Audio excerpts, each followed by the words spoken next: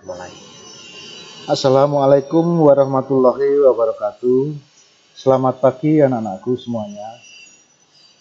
Untuk kali ini di tahun ajaran 2020-2021 pada semester ganjil ini saya akan memberikan pelajaran penerapan sistem radio dan televisi di kelas 11 AV ya. Sebelumnya saya ingin memperkenalkan diri dulu.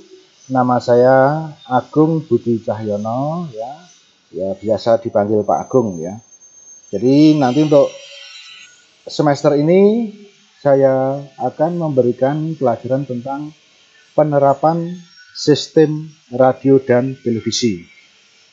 Di mana sistem penerapan radio dan televisi itu ada beberapa kompetensi yang akan kita pelajari, antara lain mengenai radio penerima AM, radio penerima FM, terus kemudian penerima televisi, termasuk nanti gelombang audio dan videonya ya. Jadi untuk pertama yang akan kita pelajari tentang radio penerima AM. Ya.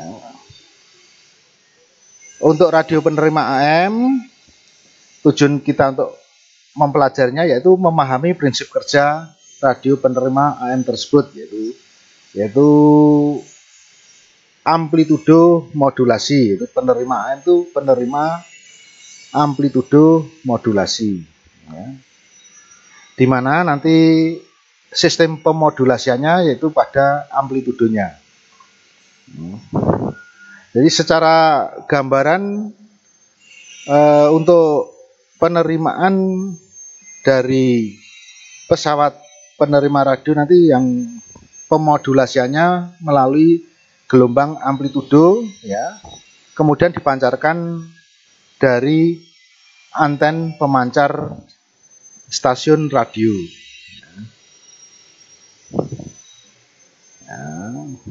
Di sini saya berikan sistem modulasi radio AM, di mana prinsip kerja dari penerima radio AM tersebut ya, itu kita menerima hasil pemodulasian amplitudo yang dibawa oleh gelombang pembawa atau gelombang karier ya, yang dibawa itu gelombang elektromagnetiknya. Jadi pada pemodulasian amplitudonya yaitu gelombang elektromagnetik yang dimodulasikan. Ini ada gambar skema penerima AM. Ini ada beberapa rangkaian di mana bagian-bagian rangkaian itu terdiri dari nanti ada rangkaian penala ya, rangkaian penala, terus kemudian ada detektor, kemudian ada penguat audio, kemudian di sini ada loudspeakernya untuk menerima gelombang suaranya ya. Jadi ini bagian dari rangkaian penala ya. Untuk sinyal radio masuk melalui antena dan diperkuat oleh penguat RF ya, radio frekuensi. Masuk ke blok mixer dan osilator, di mana dengan frekuensi 455 kHz, yang lebih frekuensi tersebut lebih tinggi daripada frekuensi sinyal yang masuk melalui antena. Kemudian ada rangkaian penguat IF ya, di mana pada rangkaian penguat IF itu ada rangkaian AGC ya. Yang dimaksud AGC itu automatic gain control, di mana penguatan yang dikontrol secara otomatis. Jadi tujuan daripada AGC ini agar penguatan bisa stabil ya. Jadi dikontrol oleh rangkaian AGC ya. Di sini saya berikan gambaran tentang diagram blok untuk pesawat penerima AM ya. Ada antena, kemudian RF amplifier atau radio frekuensi amplifier, kemudian di sini ada mixer untuk mencampur dari osilator lokal ya. Osilator lokal dicampur dengan radio frekuensi amplifier, kemudian ada frekuensi menengah atau intermediate frekuensi amplifier penguat IF, kemudian ada detektor sebagai pendeteksi gelombang, kemudian dikuatkan oleh audio amplifier yang kemudian keluarnya lewat loudspeaker ya.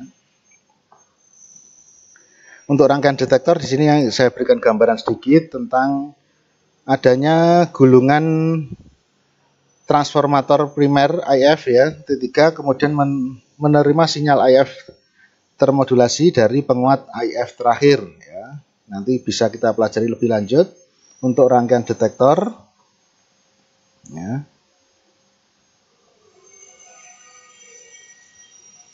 Kemudian di sini rangkaian penguat audionya ya.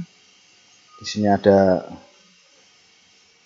potensiometer sebagai input ya, kemudian keluar setelah penguatan keluar lewat loudspeaker ya. Ini secara garis besarnya untuk diagram blok radio AM.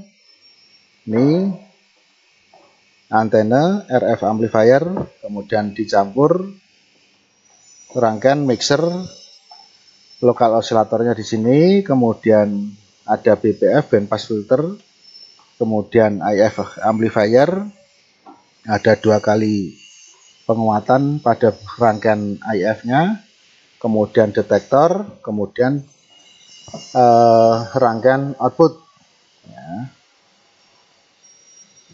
Ya. Saya kira itu dulu untuk pengenalan pada mata pelajaran perencanaan sistem radio dan televisi. Nanti bisa kita sambung lagi untuk pertemuan berikutnya. Assalamualaikum warahmatullahi wabarakatuh.